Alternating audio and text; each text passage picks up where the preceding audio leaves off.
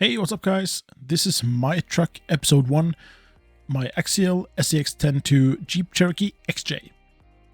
Today I will show you my first hobby grade RC truck, which I bought secondhand. This is an Axial SCX10II Cherokee and I got this 3 years ago. And it's the root of my RC addiction. This is the go-to truck. It has some special meaning to me because of some personal reasons that I won't go into this video. Let's go over the body first. It's an original Axial XJ body, and it came pretty stock looking, as you can see in this photo. I have not done anything revolutionary to it, but I have added some 3D printed stuff from Knight Customs on the roof rack.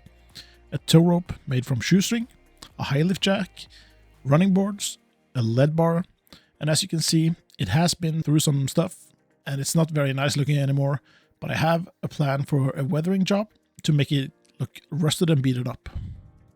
I have a Lexan interior I bought from eBay.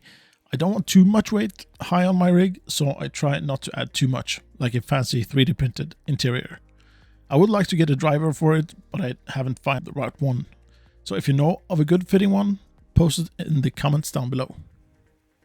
The wheels on this rig are pro-built wide wheels. I really like the deep dish look, so this is the configuration I built them in. The tires are Proline flat iron Axial tires that were originally glued to the plastic wheels that came on this truck. When it comes to lights, I have them in the light buckets in the front and in the front and rear bumper.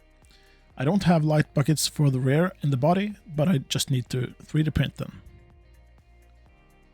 The front bumper is an aluminum upgrade that was already fitted when I got the truck. Under the body shell you can see that there have been some changes done.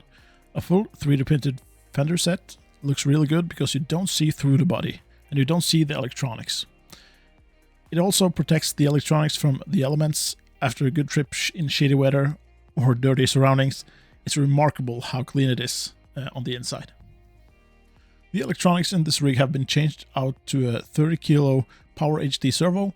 The first thing I would recommend upgrading, a Hobbywing 1080 ESC.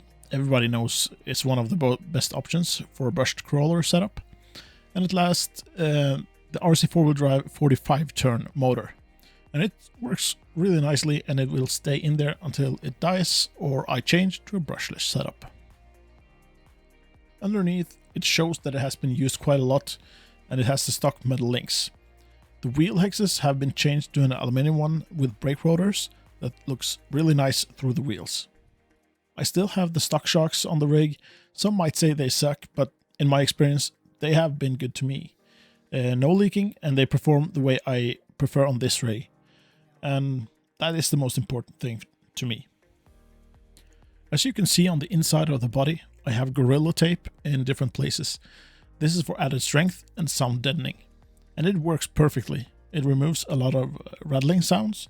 And I know it adds a small amount of weight up top, but it's worth it. Besides, as you can see, it's not exactly a comp rig.